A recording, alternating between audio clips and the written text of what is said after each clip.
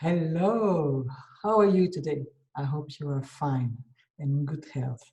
So, let's continue our series of My Pillars of Wisdom and Light. And today is episode number 12. And by the way, you can find all those clips, those small sequences on YouTube. You just type my name, Sylviane Canio, Canio, Cannio, and normally you find the whole series. We have, I'm at number 12, and I'll continue a few more numbers, so you have them all. And if you type my name, My Pillars of Wisdom and Light, and normally it should pop up. Okay, number 12, it's about managing my fear today. Wow. So we are in an environment that there is a lot of fear around us, and fear/anxiety. And in fact, it's a need for security for the future. And it's clear that it's either ourselves or the people around us who are fearing about the future. But also we hear a lot in the media, we hear a lot in the press, and we read a lot in the press, and it can raise the level of anxiety in the whole society. Now you have to know something is that fear there is a difference between real fear and mentalized fears. And the good news for today is that, by the way, I don't use PowerPoints. We have enough PowerPoints. I make my little papers. So my first little paper is fear can deflate from 100% to 5% because the 95% are irrational elements. That is, I make myself a movie. I'm a fantastic film director, and I inflate the fear and I mentalize it, and in fact it stretches such to a point that, in fact, if I just reduce the level of emotion out of it, and I just take what is the remainder, which is really the alarm bell, that is, pay attention to what is coming, then it can be reduced by 95%. Let me take examples. Let's take two examples today. You can have the fear of being sick and getting the COVID-19, indeed. And let me remind you that there is a proportion of 2% of people who might die of it. This is very sad, but it's only 2%. If you have cardiovascular diseases, cancer, the percentage is far higher, all right? So the 2%, it could be the fear of death. So is it really the fear of death that really strikes you, or is it what's inside? Fear of death is the fear of dying alone, fear of pain, fear of not having the opportunity to say farewell, fear not to have the opportunity to settle down the material thing around us, the legacy, the papers, what is needed to be done, and to set a bit of order in our life. You see, the fear of death can be churned into sub-fears. If I take the fear of losing my job, for instance, of going bankruptcy, is it really that? Is it that big fear, or is it sub-fears? And in the sub-fears, you could have, for instance, I cannot feed my family or feed myself or be lost, or I lose my social status, for instance, or I lose my standard of living. These are sub-fears. So I invite you to take your biggest fear for the moment. And I took two examples. And within either the fear of death, either the fear of losing your job, to take just two examples, take the biggest sub-fear, the one that comes inside the fear, and take them. And then I show you an equation.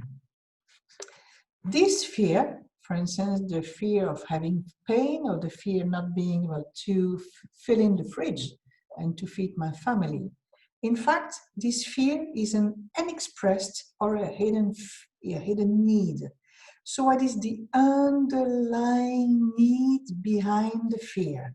Because a fear, in fact, is a fear of tomorrow. Am I able to secure myself in the future? And so it's an unexpressed needs or a hidden needs. So the fact that you express the needs already will deflate the fear.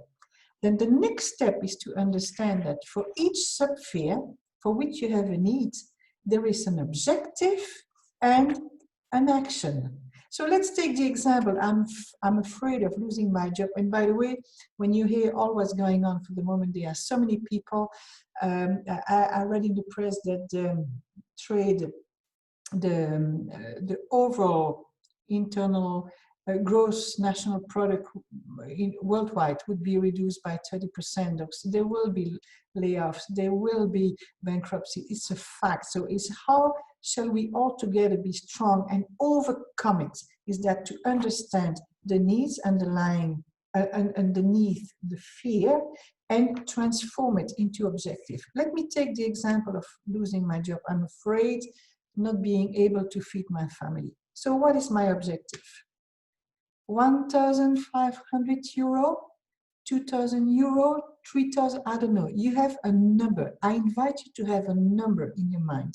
Okay, what is the minimum, vital minimum for my family to be in good state? That is to pay the rent, or to pay the mortgage, to pay food, to pay the basics, the basic necessities, right?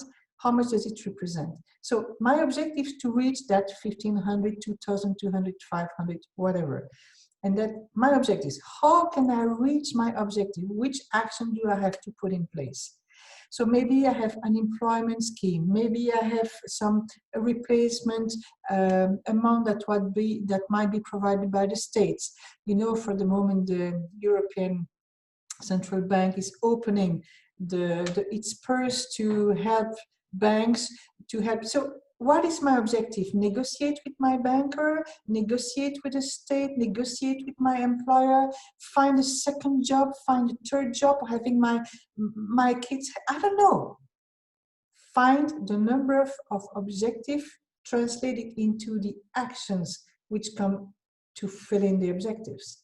And you know what? Is when soon as you are in action, as soon as you are in movement, the level of fear reduces automatically because you are moving, you are in moving. And let me remind you something. An emotion, it's an emotion. This means it's the physical translation of the response to a stimulus. And the emotion itself, it's less than 1 minute. If I fear, I see a spider, it's 1 minute. If I have sadness, anger, joy, it's 1 minute. What comes after is the mood. So we don't have a power too much on the physical translation of what we see in the stimulus, right? Let it go. It's just 1 minute, 45 seconds, 1 minute. But we have a control on what comes after. This means the mood, you know, and you have some people, they say gray sky, oh, I'm in that mood. And I know people who know that the mindset, you have a power. Remember, take the clip that I made on how to change to have a better mindset. Okay, that's under your control. So you have a control on the decision, on the mood, because the mood is a decision. You can decide upon getting objectives, then actions, movement, and it will be reducing the fear.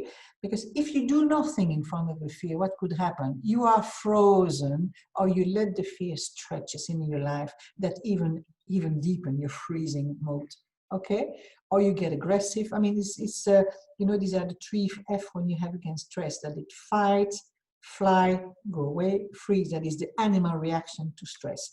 So here it's about fear. It's much more I freeze, I do nothing, which is the worst to do with fear. So my invitation for you today, make the exercise, take your biggest fear, chunk it, get the underlying needs, then transform it into objectives and action, and you'll see that your morale will go up. And when your morale is better, you have a better immune system, you can fight whatever comes much better, and then you are much forceful. Okay, this is the best I wish you for today. See you soon. Have a bright day and do your best that you can. Bye for now. See you.